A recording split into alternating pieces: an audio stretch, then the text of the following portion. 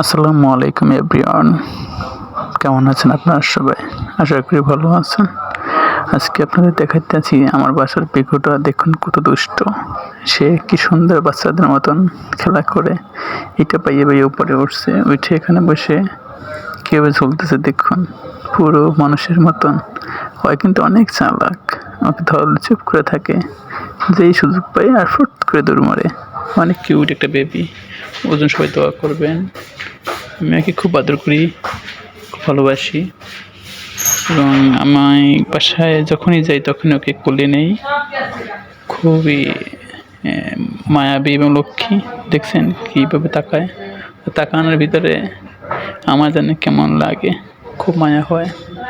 তাই ওকে বাসায় গেলে না ধরে পারি না, ওকে ধরতেই হয়। ওকে আমি খুব আদর করি এবং ও আমাকে খুব মিস করে।